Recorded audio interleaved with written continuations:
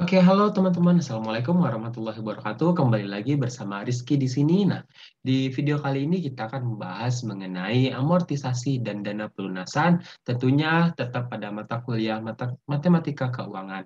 Oke, untuk teman-teman yang baru bergabung, salam kenal semuanya. Untuk itu, perkenalkan nama saya Rizky Ramadan. Dengan NIM 119701064, saya kuliah di program studi Matematika Fakultas Sains dan Teknologi Universitas Islam Negeri Sunan Gunung Jati Bandung. Nah, di video kali ini kebetulan saya dapat tugas mengenai amortisasi dan dana pelunasan.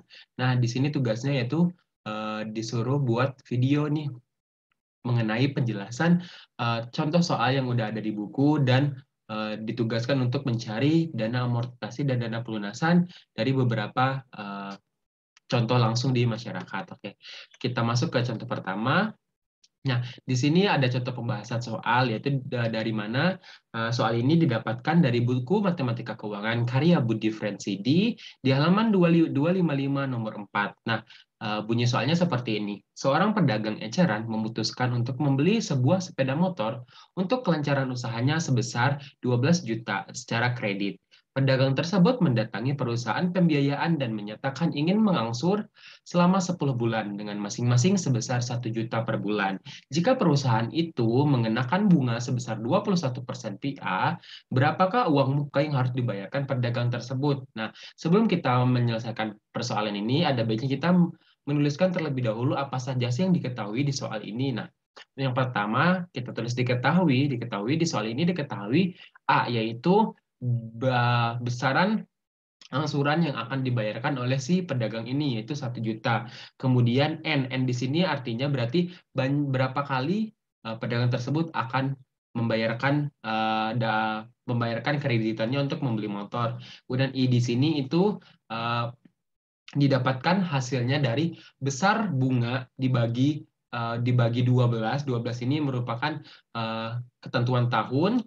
12% dibagi banyaknya bulan dalam tahun berarti 12 menghasilkan 1,75%, di mana berarti 0,0175%. Nah, kemudian ditanya pada soal ini yaitu uang muka atau DP yang harus dibayarkan penjual eceran atau pedagang. Nah, kita jawab di sini. Di sini terdapat contoh soal eh, dapat dapat rumus dari persoalan ini yaitu PV. Nah, PV ini di mana untuk mencari besaran present value-nya gitu. Jadi dengan rumus yaitu satu ditambah I pangkat min N dibagi I dikali A. A ini angsuran. Oke, kita masukin rumusnya 1 dikurang 1 ditambah 0,0175 dipangkat min 10. Jadi ini dikerjakan terlebih dahulu. Ketika udah didapatkan 10 dikurang 1, kemudian dibagi dengan 0,0175, kemudian dikalikan dengan 1 juta. Didapatkan hasilnya yaitu 9.101.222,91 rupiah. Nah, ini belum beres teman-teman. Setelah ini, maka didapatkan berapakah uang muka yang akan dibayarkan oleh pedagang itu, maka dengan rumusan itu harga motor berarti harga pokok dari apa yang ingin dikreditkan, kemudian dikurang dengan present value-nya. Nah, untuk harganya tadi kan 12 juta ya teman-teman, kemudian dikurang dengan 9.101.222,91 rupiah, didapatkanlah hasil uang muka sebesar 2.897.777,09 rupiah. Nah, ini merupakan hasil akhir yang harus pedagang itu bayarkan ketika ingin mengkredit sebuah motor selama 10 bulan dengan biaya kredit per bulannya yaitu 1 juta. Oke. Selanjutnya ini saya hapus dulu. Oke. Selanjutnya yaitu soal kedua. Soal kedua itu di sini kami disuruh mencari sebuah brosur atau sebuah berita kredit yang dimana kredit itu kredit dari sebuah mobil atau sebuah motor dari beberapa perusahaan. Di sini saya mendapat sebuah perusahaan mobil yang cukup terkenal yaitu mobil Pajero Sport. Nah, di sini saya mengambil tipe mobil yaitu Pajero Sport Dakar Ultimate dengan harga yaitu 609 juta dan dengan tenor 36, tenor 48, tenor 60. Tenor di sini dimaksudkan berapa kali kita akan mengangsur ketika kita membeli sebuah unit mobil dengan tunai DP yaitu sebesar 214.600.000 dengan angsuran 14.883.500 untuk tenor 36. Kemudian dengan DP yang sama dengan angsuran 12.389.000 untuk tenor atau pembayaran sebanyak 48 kali. Kemudian dengan DP yang sama dengan angsuran sebesar 10.970.000 dengan tenor sebanyak 60 kali. Nah, di sini kita harus mencari bunga atau bunga pokoknya berapa sih dari angsuran ini, kemudian buatlah tabel amortisasinya, kemudian buatlah perhitungan jika kita tuh ketika membeli itu kita bukan kredit ke tukang kreditnya, jadi kita membelinya secara cash, tapi kita melakukan pinjaman ke bank dengan suku bunga yang lebih kecil dari poin A. Jadi sebelum kita masuk ke poin 3, kita harus mengetahui dulu bunga dari poin A itu berapa sih. Misalkan nanti poinnya tuh ternyata bunga dari tempat kredit mobil ini sebesar 10%. Berarti kita harus mencari bunga bank yang lebih kecil dari 10% seperti itu. Oke. Di sini saya menggunakan Microsoft Excel untuk menyelesaikannya. Oke, nah di sini saya menggunakan Microsoft Excel. Semoga ini kelihatan sama teman-teman ya. Nah, di sini itu sudah ada, saya sudah mengerjakan untuk poin A, yaitu kita harus mencari bunganya. Nah, bunga di sini didapatkan dengan bunga, yaitu bunga Pajero. Nah, untuk tenor 36 dengan harga 609 juta untuk semua harganya, dan dengan DP yang sama untuk seluruhnya. Nah, perbedaannya di mana nih? Perbedaan dari tenor 36, tenor 48, dan tenor 60 tentunya pada angsuran per bulannya. Nah, untuk angsuran tenor 36 atau angsuran sebanyak 36 kali, diketahui pajak sisa atau dana saldo pelunasan yang harus dibayarkan ketika sudah membayarkan DP, TDP, yaitu sebesar 394.400.000 dengan rate sebesar 2%. 2% ini dapat dari mana? 2% ini didapatkan dari rumus Excel, yaitu kita masukkan ketika kita ingin mencari sebuah perumusan Excel, maka kita ketik rate itu untuk mencari suku bunga. Nah, kita ketik rate, kemudian kita buka kurung, kemudian setelah kita ngetik rate itu, kita udah kelihatan nih rumus-rumus yang harus kita masukkan. Pertama itu NPER. NPER ini apa sih keterangannya? NPER ini berarti untuk berapa kali kita akan melakukan pengangsuran, kemudian untuk PMT. PMT merupakan angsuran dari berapa besar nominal angsuran per bulan akan kita bayarkan. Kemudian PV, kemudian di PV di sini berarti berapa sih angsuran yang akan kita bayarkan, kemudian PV ini berapakah jumlah dari seluruhnya gitu. PV berarti di PVA ini berarti kita sebelum mencari rate kita harus mencari PVA terlebih dahulu. Nah, ketika sudah dihasilkan maka 715 berarti PVA. Nah, berarti tadi salah, berarti teman-teman ada kesalahan tekstil. Berarti ketika udah masukin NPER yaitu sebesar 36 kali, kemudian PMT sebesar angsurannya, kemudian PV ini berarti PVA atau sisa dana pelunasan yang harus kita lunaskan seperti itu. Nah, ini kenapa dimasukkan min di sebelumnya? Karena biar menghasilkan suku bunga bernilai positif seperti itu. Untuk selanjutnya tipe FV sama gasnya itu nggak diketahui, maka kita bikin 0/0 saja. Kemudian kita enter, didapatkanlah hasil 2%. Nah, ini juga berlaku cara pengerjaannya untuk tenor 48, tenor 60 dengan perumusan yang sama, yaitu kita harus mencari PVA-nya terlebih dahulu atau dana pelunasan yang harus sisa pelunasan yang harus kita lunaskan ketika kita sudah membayarkan DP dengan harga yang tertera pada layar. Kemudian dengan rate yang sama. Kemudian, nah PVA-nya pasti berbeda. Kenapa berbeda? Karena jumlah angsurannya pun berbeda. Karena semakin lama kita mengangsur, maka intensitas atau jumlah anggaran yang harus kita keluarkan lebih banyak. Kenapa demikian gitu? Karena seperti yang kita ketahui, nilai uang itu makin lama makin kecil. Jadi perubahan nilai uang atau harga uang itu, harga uang 1 juta sekarang dengan 1 juta di tahun depan itu berbeda. Walaupun jumlahnya sama, nominalnya sama, tapi harganya atau nilainya akan terus berkurang. Maka oleh karena itu pasti PVA-nya itu bakal terus naik. Yang mana kita ketahui di sini, jika kita melakukan pengkreditan mobil dengan nominal atau dengan nominal 14 juta selama 36 kali, maka uang yang harus kita keluarkan sebanyak 739 juta. Kemudian jika kita melakukan pengangsuran sebanyak 48 kali dengan nominal kurang lebih 12 juta, maka kita akan mengeluarkan uang sebesar 936 juta. Kemudian jika kita menggunakan tenor sebanyak 60 kali atau kita mengangsurkan sebanyak 60 kali dengan bunga dengan angsuran atau cicilan sebesar 10.900.000-an, maka kita akan mengeluarkan uang untuk 1 unit mobil sebesar 1,1 miliar rupiah. Nah, di sini baru terlihat bahwa angsuran, dana pelunas jika dengan DP dan dana pelunasan yang sama akan menghasilkan bunga yang sama, tetapi amortisasi yang berbeda. Kenapa amortisasi yang berbeda? Karena amortisasi ini nilainya itu dipengaruhi oleh besarnya angsuran kita.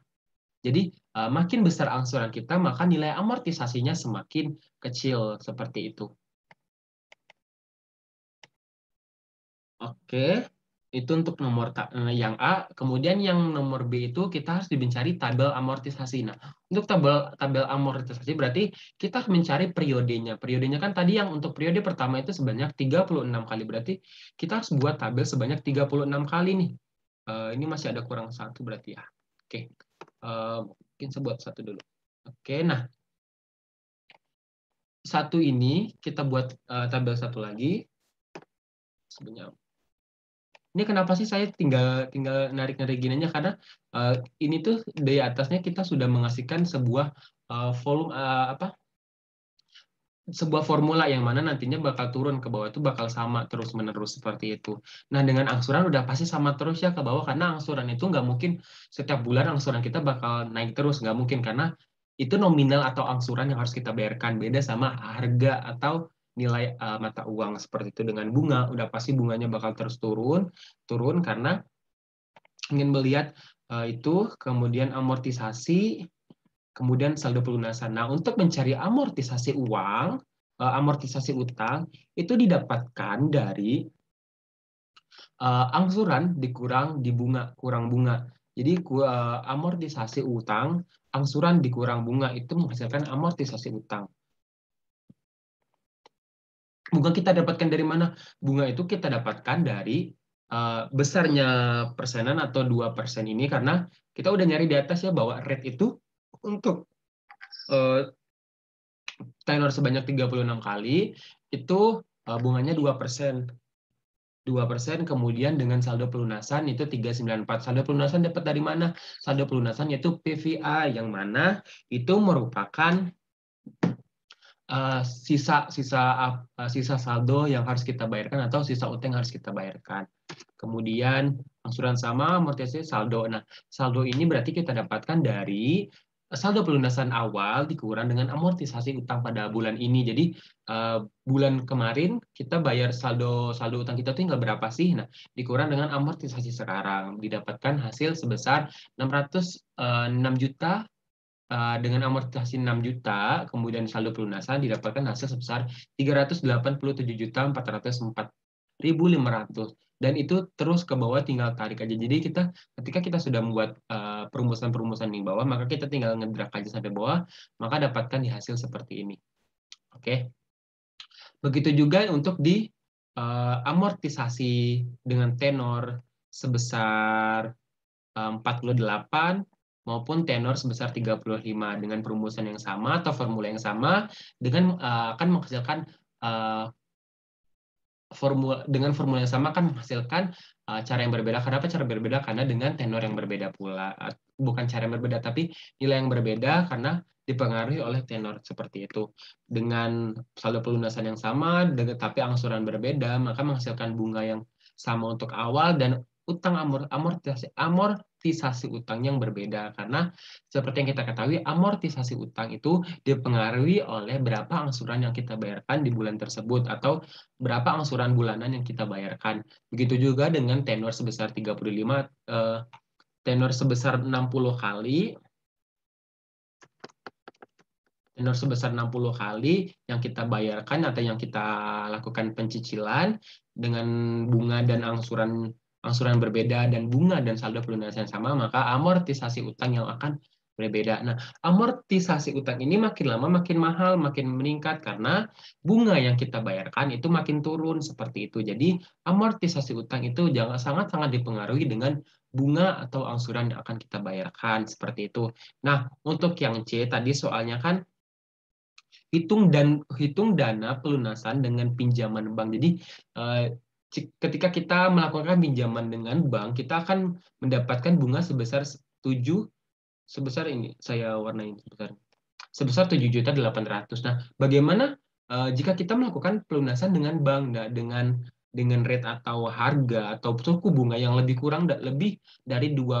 Nah, di sini saya sudah melakukan studi kasus atau percobaan dengan beberapa perusahaan perbankan yang dikenal di Indonesia, baik itu tingkat nasional maupun internasional, yaitu dengan mungkin kita kenal dengan warna biru, warna putih, warna hijau, dan warna biru yang bertingkat Asia. Nah, di sini saya mengambil platform perbankan berwarna biru yang udah pasti banyak dipakai oleh rakyat Indonesia. Kemudian di sini, nah dengan bunga 1,2% dengan bunga sebesar 1,5%,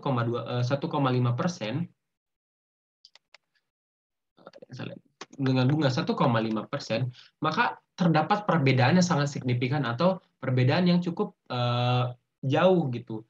Nah, kenapa cukup jauh? Karena kita lihat dari bunganya itu berbeda. Jika kita bunga yang kita dapatkan jika kita melakukan pencicilan menggunakan perbank dengan pinjaman bank, maka kita bunga yang harus kita bayarkan itu cukup dengan 5,9 juta. Berbeda dengan jika kita melakukan pinjaman atau cicilan melalui perusahaan tempat kita menyicil mobil seperti tadi, berarti kita menyicil mobil di perusahaan Pajero Sport seperti itu. Nah, perbedaannya sangat signifikan kita lihat dari bunganya. Bunganya itu berbeda, padahal dengan DP, angsuran dan saldo pelunasan yang sama dengan tenor yang sama, tetapi berarti bisa dilihat ya bahwa suku bunga itu sangat-sangat mempengaruhi jumlah bunga atau nilai bunga yang harus kita bayarkan seperti itu.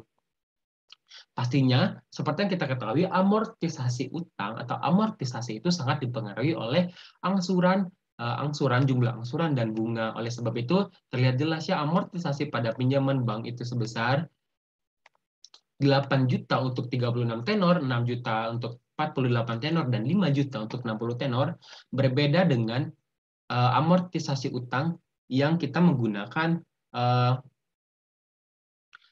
tempat pencicilan mobilnya secara langsung, seperti tadi kita menyicil berarti di tempat Pajero Sportnya, maka amortisasi utangnya maka lebih murah atau lebih kecil nilainya di tempat pekreditan. Maka jika kita simpulkan bahwa karena amortisasi utang ini berarti nilai utang yang harus kita bayar, utang yang kita punya, berarti kita lebih diuntungkan jika kita melakukan cicilan dengan menggunakan suatu perbankan dibantu oleh suatu instansi perbankan. Mungkin itu saja penjelasan dari video kali ini. Untuk teman-teman, jika ada yang ditanyakan, boleh turun di kolom komentar. Nanti jika saya sempat bakal saya jawab satu persatu. Dan kemudian untuk teman-teman yang mungkin pengen filenya nih, kayak saya pengen dong filenya gitu. Ntar saya coba share. Teman-teman boleh ke DM IG saya aja. Setelah DM nanti saya akan kasih filenya. Oke. Maka dari itu, saya tutup dengan video kali ini dengan mengucapkan terima kasih untuk teman-teman yang sudah menyaksikan dari awal sampai akhir video kali ini. Saya tutup dengan Assalamualaikum warahmatullahi wabarakatuh. Selamat malam, selamat pagi, selamat sore teman-teman. Selamatkan melanjutkan aktivitas kembali. Dadah.